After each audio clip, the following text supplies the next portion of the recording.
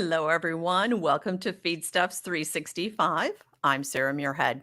It's been a rather crazy year so far for weather. A drought across many areas with rains just recently coming in. Kind of not your typical July that's going on here.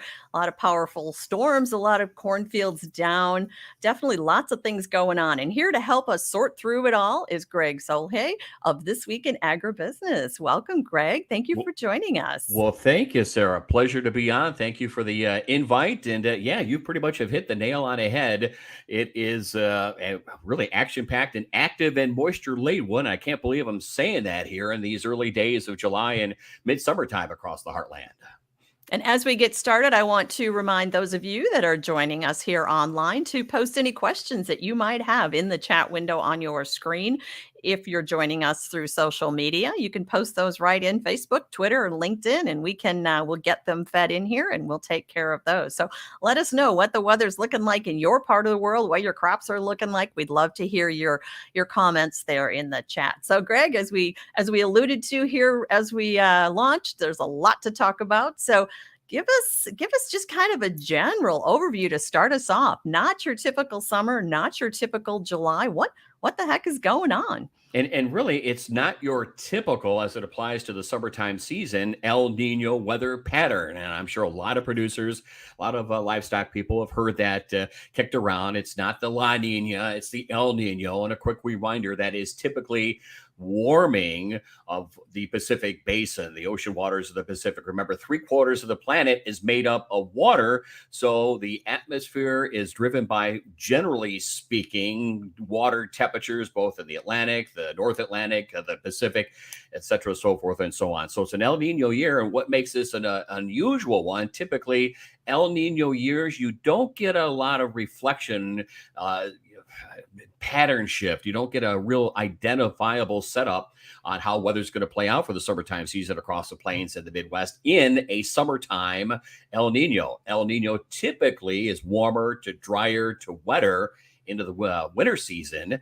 But this is summertime, and it's a trademark one that would be one for the maybe college textbooks where you get moisture and you get significant range of temperatures and significant periods of one extreme to another. And guess what? In the midst of a drought, an expanding drought, now a major pattern shift, which is beginning to get underway, that should, by our estimates, take us well through the month of July, probably, I would think, maybe the remainder of the summertime season. That as well opens up a can of worms because the transition will be to cooler and wetter. And we'll have some maps to share with you a little bit later on in the broadcast.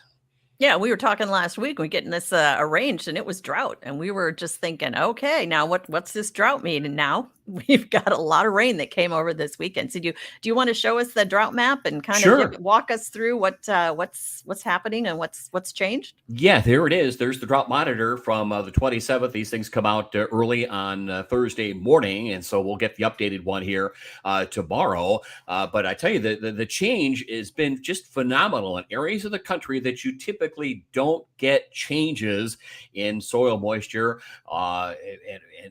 and even snowpack. And for example, we'll start in the West, and I'm sure that's a key part of the country for livestock operations, obviously ag operations, because of the need for water into the San Joaquin, Imperial, and Sacramento valleys. Look at California, better, and Nevada, better than we've seen over parts of the Corn Belt, and in particular, the Eastern Corn Belt locales. Another surprise, Montana, the Western Dakotas, big improvement there. They've had flash flooding the past couple of weeks out of Big Sky Country because of rain, snow melted at the same time, and even the high plains areas across Nebraska, eastern Colorado, western New Mexico have had just phenomenal thunderstorm outbreaks. Some of those reports where you're coming up with baseball size hail. Some spots get 5 drops of rain. The others get 5 to 10 inches of rain. And then you go farther to the east, and what had been a pretty decent wintertime season, improvement to the drought and dry areas And look where we're at right now. Compliments of El Nino, the expansion of drought, not only in the western Corn Belt, but especially east. East is a big, big problem.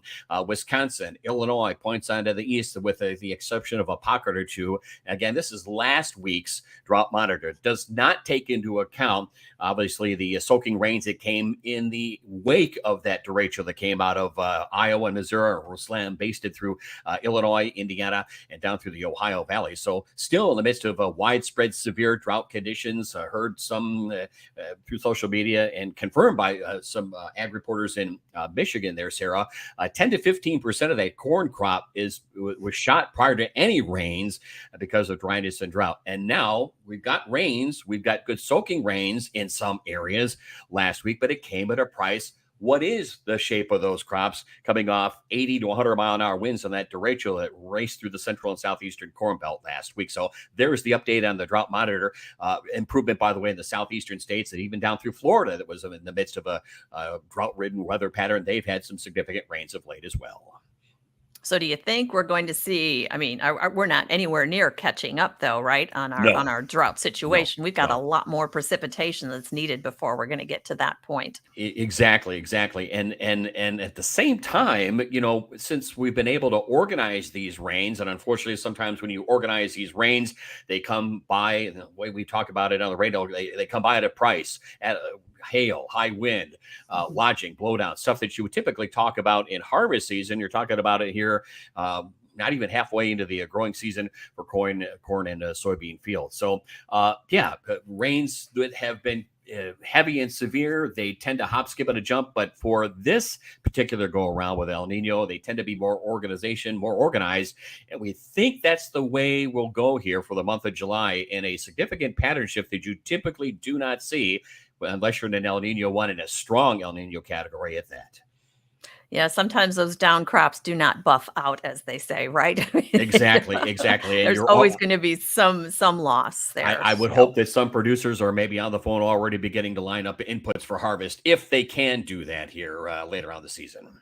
Right. You got some more maps there for us, I think. Yeah, let's take a look here at what's shaping up for the remainder of the month of June. For folks who watch This Week in Agribusiness, yes, these are the forecast maps that you can pick up and watch every weekend. You don't get a weather broadcast like this anywhere else. We stick our neck out, but we've been doing it for 30 years and really learned from the master and how to do some of that would be Earl Finkel for some of our viewers and listeners who remember him, pioneered the ag business along with Orion and Max and everybody else. In any event, this is the way we see it here, heading through the mid stretch of the month of July.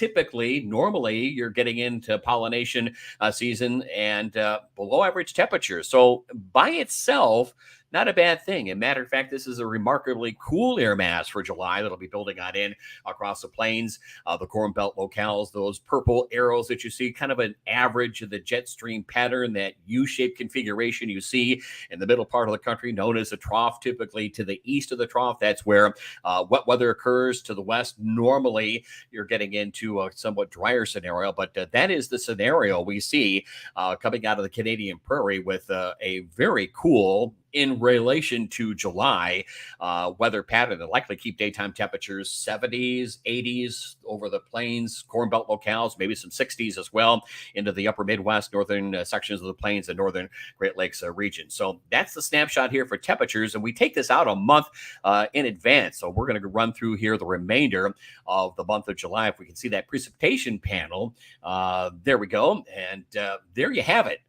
And you just don't see this going on. But again, it's a moderate to strong El Nino year. Not all Ninos particular. The summertime season are alike, but this one, along with a corresponding, we check indices in the North Atlantic, the Pacific. There's the Madden Julian Index for folks who watch and listen to long-range weather forecasting. The North Atlantic Oscillation Index, another one. All these are lining up for this particular scenario with a wet weather pattern over much of the Corn Belt, particularly centered on, of all places, the plains, and a somewhat busy weather pattern. In El Nino years, the Atlantic Basin, storms that come off there African coast through the Atlantic. Typically, they're thunderstorm tops in the early development of those tropical waves that you see down here in the southeastern part of the panel are weakened. They can't generate meaningful circulation because the winds are too strong up aloft. That's known as wind shear. But in the tropical Pacific, it's quite the opposite. If you can get away from that cold California current that runs down through Baja and up the west coast, well, systems go crazy in that warm Pacific Ocean. And at times, there's a capability of bringing those things through Baja into Old Mexico, across the Rio Grande, and into the plains. So there is some of the thinking that's going into the mid-stretch of the month of July around here, a wetter than average scenario anticipated, with the exception of the northeast of New England, and we'll continue with some weather issues over the southeastern part of the country. Let's see. I believe I can advance. Yeah, advance these. There we go. There is the third week of July, folks, and no big heat wave. Remember the hot dome that set readings to like 115 degrees down in Texas? I believe it was San Angelo that had 10 straight days of readings up past 105 degrees just a week or so. So that hot dome, that big ridge, that sinking ridge, folks who ever or watch whatever weather source they do, the ridge that is at the 588 level or the 594 level, gone. It's really in the southwestern part of the country or shrunk south.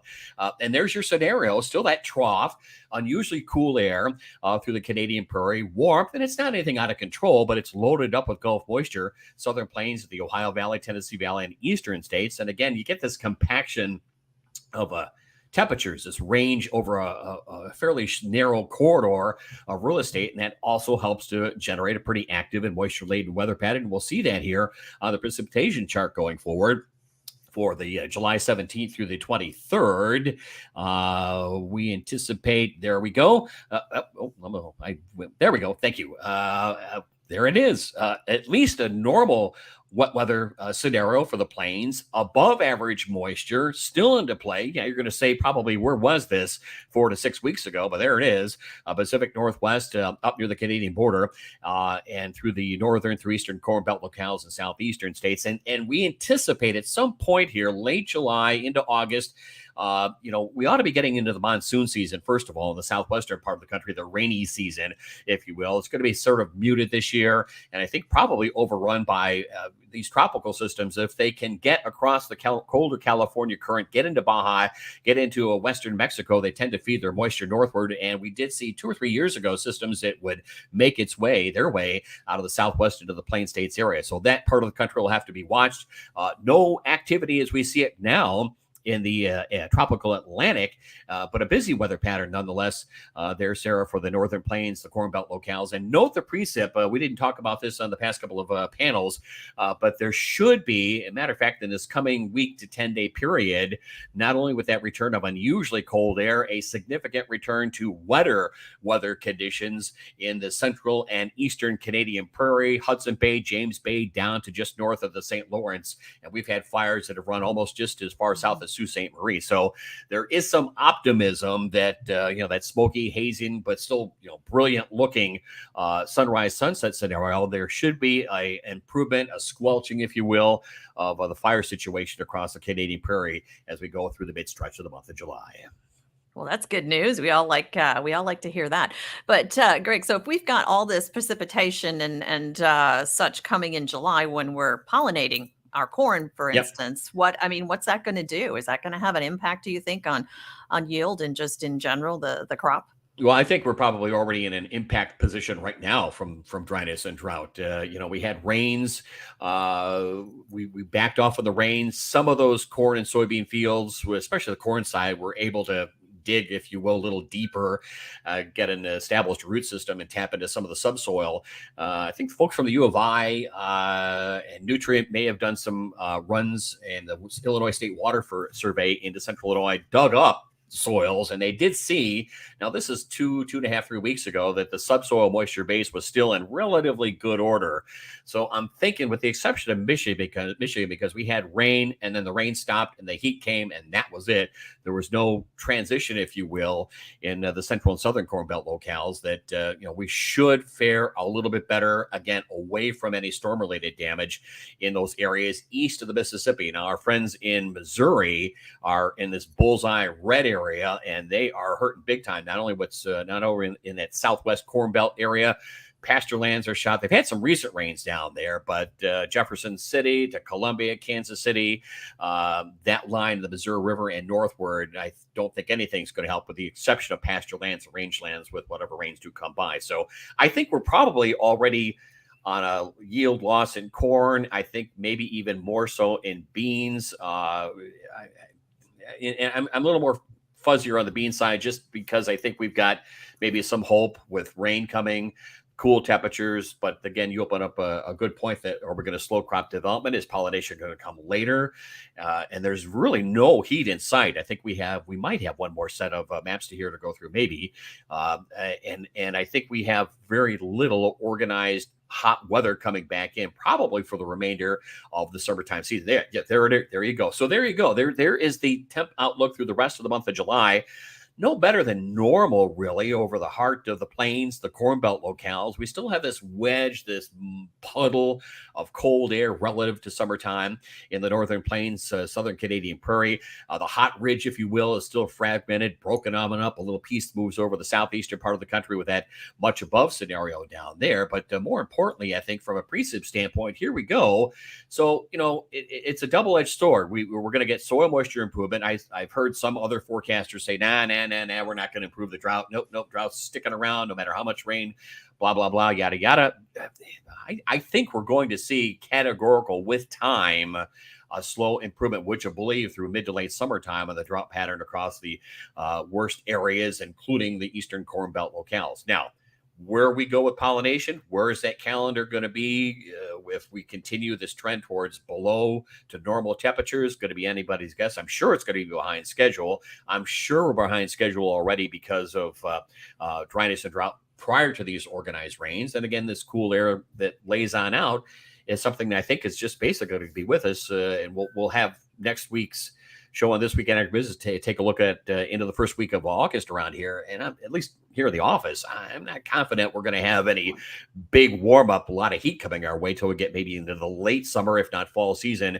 We'll see what that has to do down the line. But right now, cooler and wetter appear to be the operative weather words. But I think some of our cattle down in Texas and probably some of the cotton producing areas, they've got the heat, and it sounds like it's going to stick around. That's pretty tough to deal with. Exactly. And I think there's going to be what we call in the weather business some retrogression, or weather can actually back up a little bit. So the maps and charts here have by the middle and late part of next week that incredible hot ridge, that 115-degree heat over Arizona, New Mexico, the Four Corners area, Southern California. And so that's just going to allow for the chillier, cooler air to move in out of the Canadian prairie. And for folks who watch the weather maps and charts, a closed low in the Canadian prairie, Northern Great Lakes region, its actual low up aloft for summertime is very unusual, but it is the mechanism that will allow for additional rains. We do have to watch that sometimes when these interactions between waves that come down and off the closed low and the hot ridge over the southwestern part of the country interact, that sometimes a right setup, generally speaking, to get these derechos going. But will they happen again? Probably. I think this year, same areas, don't think so, but it's a setup that has to be watched here for maybe a little above average scenario as we get deeper into the summertime season.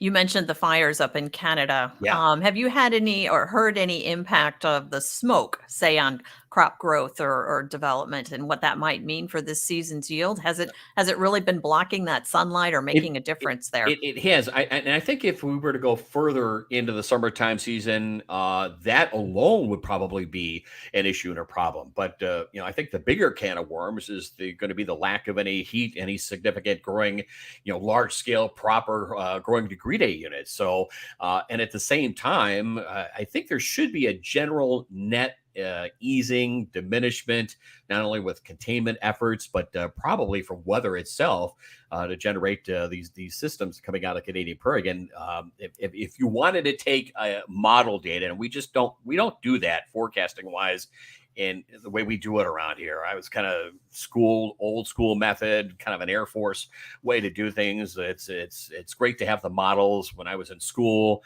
a million years ago, the left side of the weather office was reality. The right side with the models were known as fantasy. So 12 different models, 12 different forecasts. I think that's where experience comes in.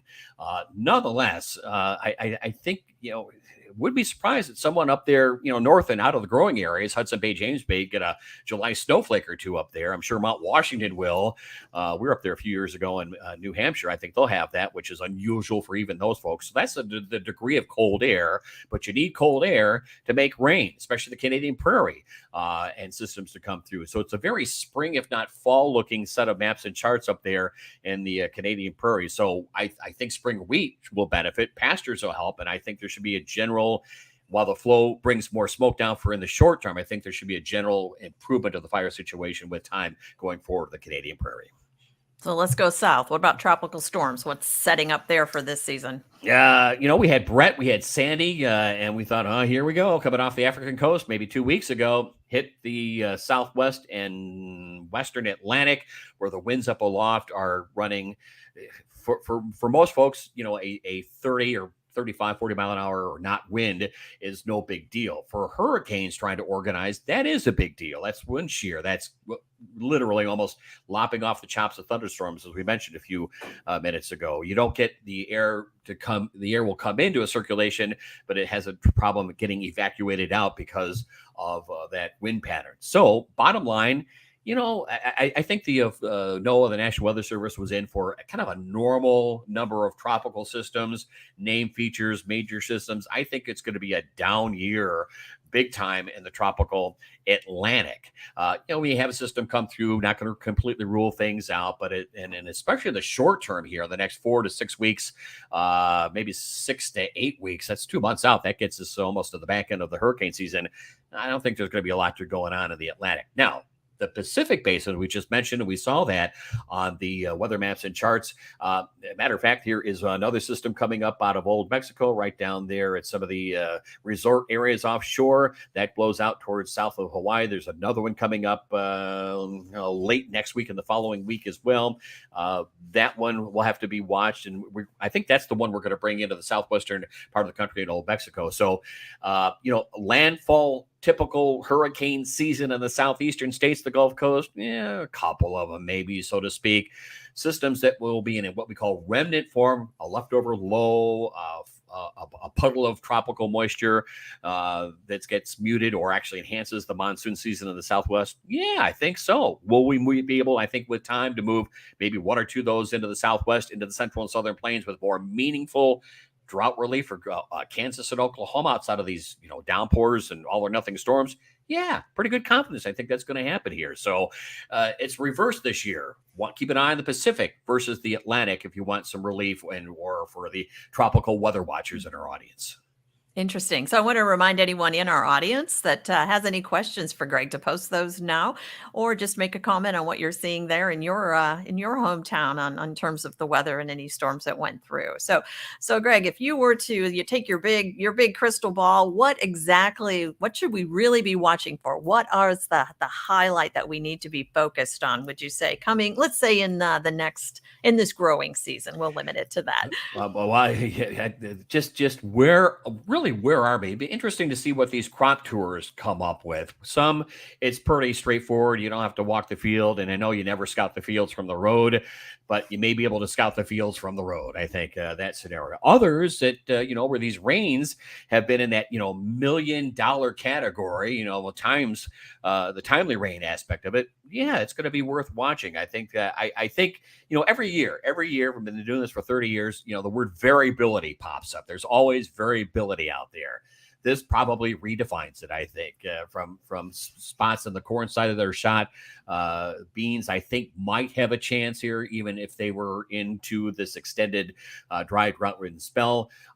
It's going to be interesting to see how, as you point out, pollination, where's the flowering, the pod set on beans, what's, tasseling corn, where are we going to do that? What's the calendar dates for that, considering the degree of cool, if not cold air relative to summertime, and a lack of any real meaningful growing degree day units based on corn, for example.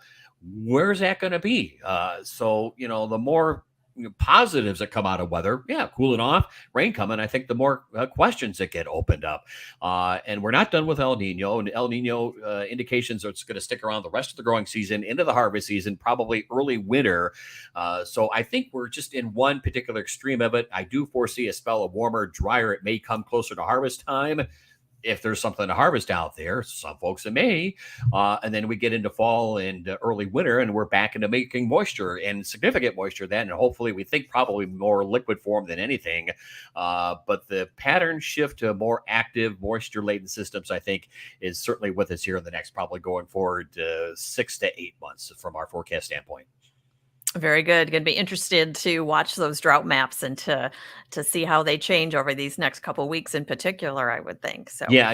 It'll be interesting to see how they portray the Central and Southern Corn Belt tomorrow, because we had that the derecho that came through, but then there were organized rains, and there's more of them coming here. So I think each week we're more on board that there'll be a slow, modest, categorical improvement to the drought, especially northern and eastern Corn Belt.